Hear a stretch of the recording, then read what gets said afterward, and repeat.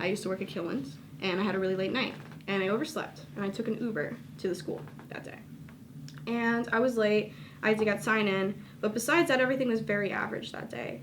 The only thing that was strange was we had like a fire drill, and there was like some announcements about some new security reinforcements that they were going to make. But besides that, the day was absolutely outstandingly average. It was my last period of class. It was Holocaust History Studies. I was in the first floor of the 1200 building, which is the building that was obviously shot up.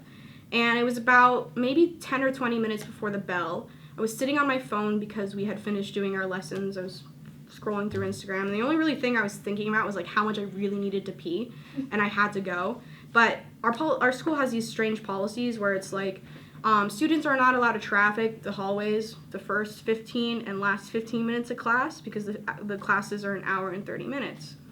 So I was just thinking about that, thinking about how I had to go work Valentine's Day and how much that sucked, but thinking about also like being to see my boyfriend that day and all the other stuff. So I was pretty much just wrapping up the day mentally, scrolling, looking at cats and looking at pictures of people's Valentine's Day gifts.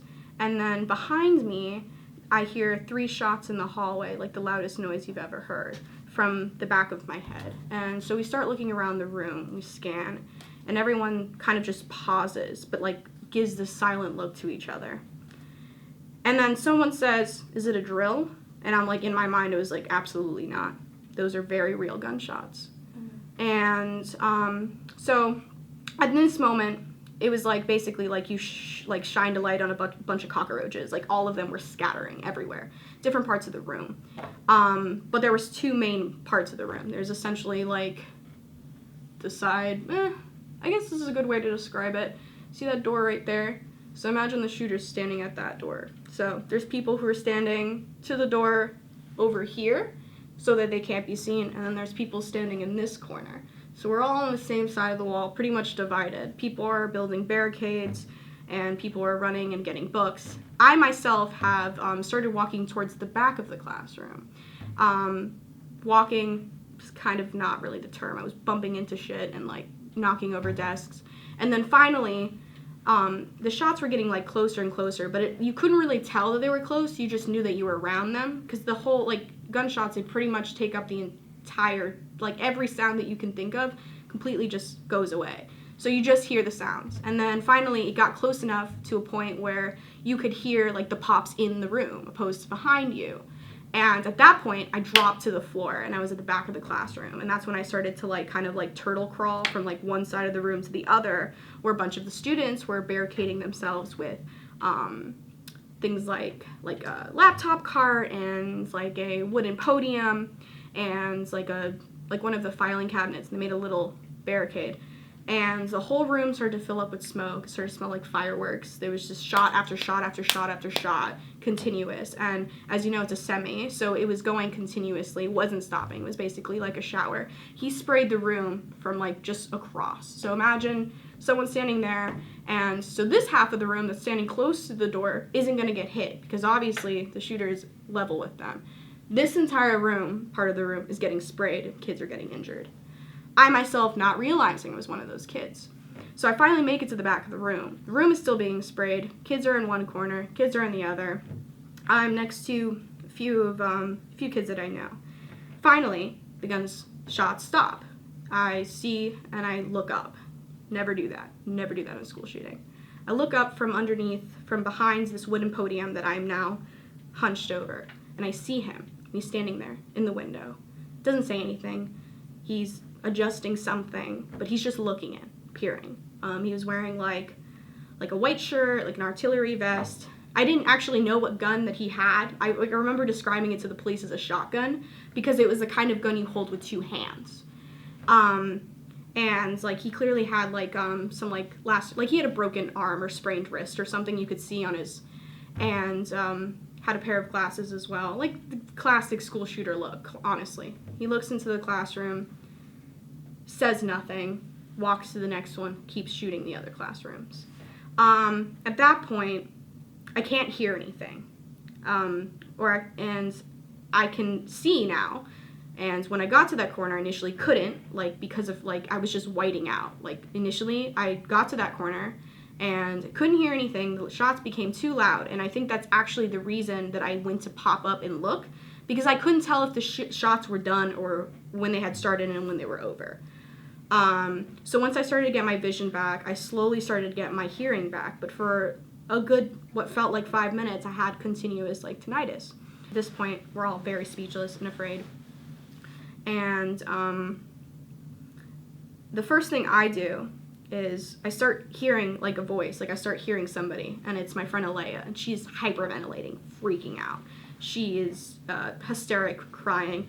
We're telling her to shut up because we literally think the shooter is going to come back. So we tell Alea, hey, you need to shut up. And then I start calming her down, and then I look to the corner, and then I see my friend Nick. Nick is now on the ground, like wedged between, like, the floor and his backpack. He was shot overtly in the head and was killed instantly. To the left of him was Helena. She was shot overtly in the chest, killed instantly. She was drooping over, like so, on the back of the wall. He was laying on the ground. And in those moments, we kind of just said to each other, like, check their pulse, see if they're alive. We need to, like, make sure, like, if there's something we can do, we're going to do it. It was too late. There was nothing we could do. So at that point, people were calling the police. The lines were busy because everyone was doing it. And then I was like, Alea, can I have your phone? Can I text my mom? So I text my mom, and I'm like, hey, just got shot. Like, there's a shooting. I love you. I'm fine, basically. And my mom is like, my mom doesn't understand what's happening. She thinks that I'm, like, filming something or, like, having some kind of, like, yeah, exactly, like, filming something. She thinks that I'm, like, making a video. And then it, like, occurs to me, like, I'm holding this phone and it starts getting covered in blood, and I'm like, what the hell is happening? Like, what is wrong with me? And I'm thinking, okay, I'm covered in someone else's blood, something's happened.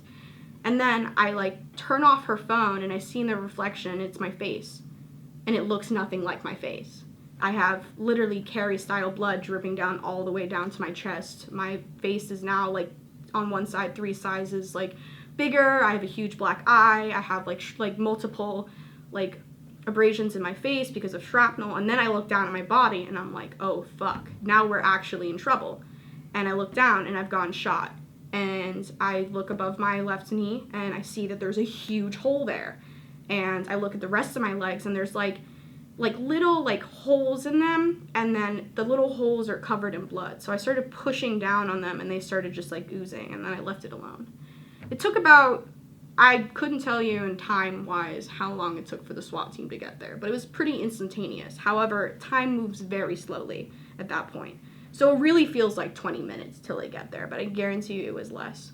They get there, they say, everybody put their hands up, who has a weapon, who's injured. I'm like, I've been injured, please help me, like, I'm like, hurt, like, please help. So this SWAT guy says, I'm gonna help you up, but you're gonna need to run. And I say, I got shot in the leg, I kind of can't do that. So at this point, I'm not gonna argue with the man. He says, just don't look up.